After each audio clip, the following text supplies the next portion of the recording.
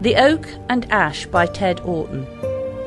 Just to the south of the village of Peckleton, in the county of Leicestershire, standing in the middle of a field, is what appears to be an oddity of nature, a tree that is both oak and ash.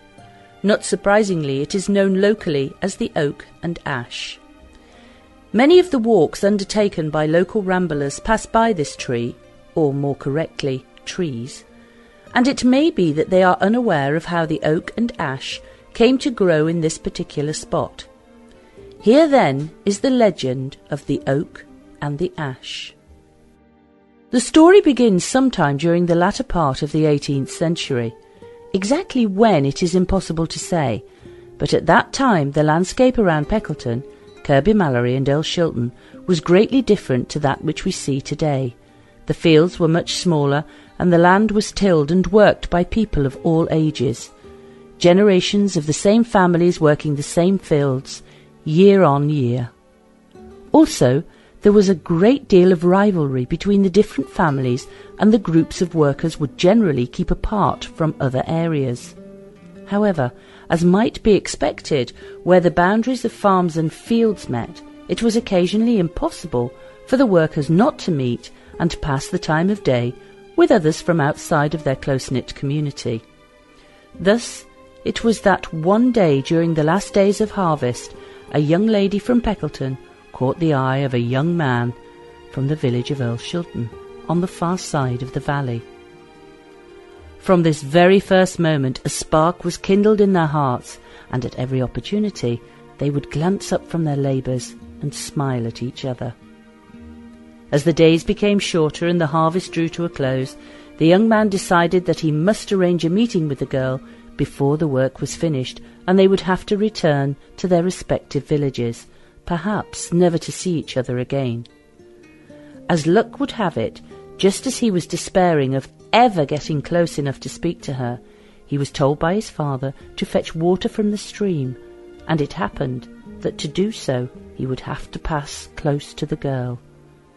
As he was passing, he whispered to her, "I love you. Meet me at this spot if you love me." With this he moved on to the stream, wondering if she would turn up. He had no need to worry, for the girl had indeed fallen in love with him, and although he had only ever smiled at her, she knew in her heart there could never be another man for her.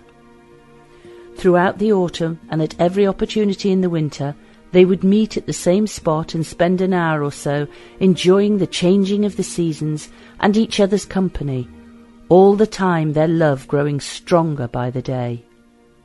Unfortunately, although the two young people only wished to be together forever, their parents had other designs on their lives, and one day the girl's father announced that he had promised her hand in marriage to a young man from another village. This almost broke her heart, but as an obedient daughter, she knew she would have to agree to the match. Therefore, on a day in early spring, as she sat with her own true love at the spot where they had courted since those first shy glances across the golden sheaves of corn, she sobbed out the fact they must part forever. In those days long ago there was no chance of eloping, and although broken-hearted, the young man accepted that his beloved would never truly be his, and this must be their last meeting. Suddenly an idea came into his head. Although they would never be together, and no one must know of their secret tryst, there could be a memorial to their love. They would each collect the seed of a tree and plant them side by side, so at least in spirit they could always be together. So they each picked a seed and planted them, he an acorn, and she a winged seed of the ash tree. Over the years the two trees grew, past the first flush of spring and through the glory of summer. As the seasons passed, they didn't just go straight and true, they grew closer together, the oak wrapping itself around the ash to protect it in a fond embrace that echoed the love of those two young people from so long ago. Eventually the oak and the ash, as with all living things, will complete their seasons, passing through autumn to winter, eventually to fade away and die. But while they stand, the proof of the enduring love of two people is there to see for those who care to pass by that way.